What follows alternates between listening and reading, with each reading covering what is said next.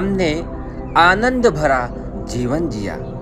भगवान जिसे अपनी शरण में लेते हैं अथवा जो भगवान की शरण में अपना समर्पण भाव लेकर पहुंचता है, उसके ऊपर देवलोक से अजस्र अनुकंपा बरसने लगती है। उसे तृप्ति, तुष्टि और शांति की कहीं कमी नहीं रहती है। इसे कोई भी कहीं भी प्रत्यक्ष देख सकता है।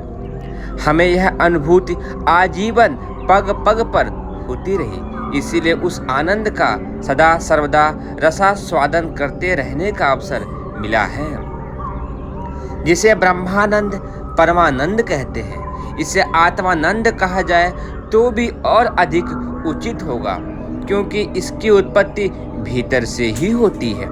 समझा भर यह जाता है कि जो मिला वह बाहर का अनुदान वरदान है, पर वास्तविकता निहारने का पता चलता है कि वह भीतर का उत्पादन ही बाहर का अनुदान प्रतीत होता है।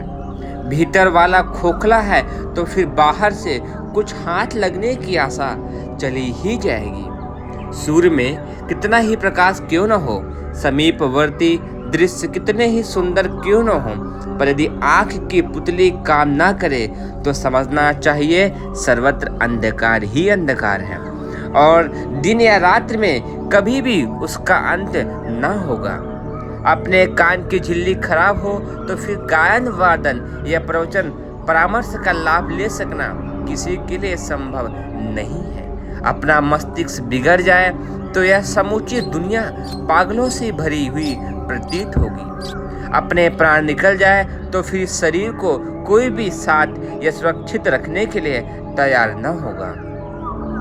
अपनत्व का सही होना इस बात का प्रतीक है कि बाहर से भी जो सही है खींचकर पास आने लगेगा, अन्यथा बाहर की उपयोगी वस्तु भी अनुपयुक्त स्थान पर जाकर अनुपयुक्त उत्पादन ही करती हैं। सांप को दूध पिलाने पर उसमें विष ही उत्पन्न होता है, यद्यपि दूध का गुण विष उत्पन्न करने का नहीं है। अंतर ने जब सिया राम में सब जग जाने की मान्यता अपना ली और छिंद्रान्वेषण की दुष्प्रवृत्ति का परित्याग करके गुरुग्राहकता अपना ली, तो फिर संसार का स्वरूप ही बदल गया।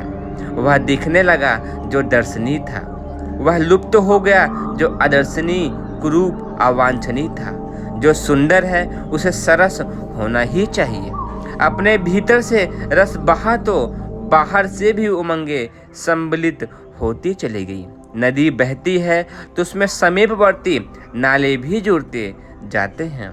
आगे चलकर वह सरिता समुद्र में जा मिलती है, जहाँ अथाह जलराशि के अतिरिक्त और कुछ है ही नहीं।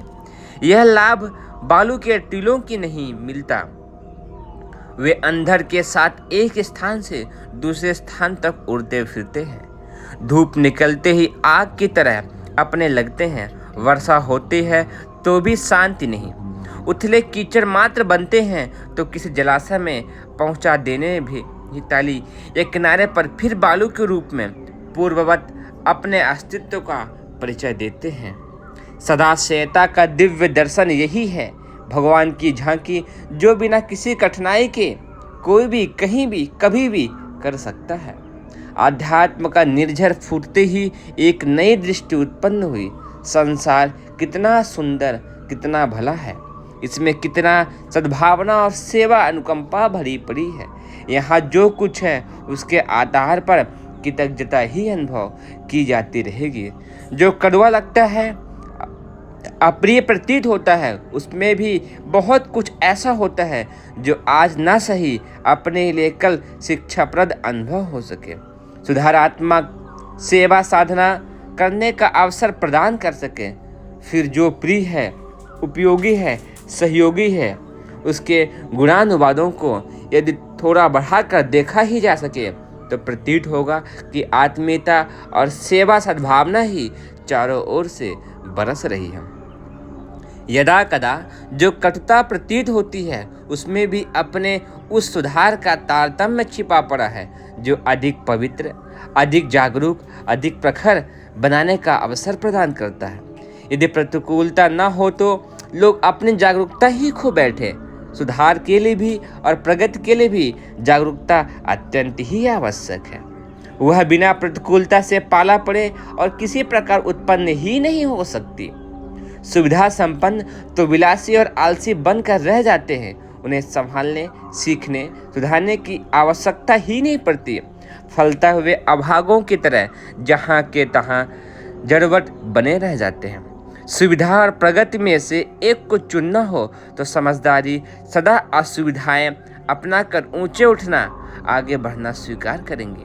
अपनी मन स्थिति आध्यात्मवादी दृष्टिकोण ने कुछ ऐसी ही बदल दी, जिसमें जहां भी नजर उठाकर देखा गया, आनंद से भरा पूरा वातावरण ही दिख पड़ा।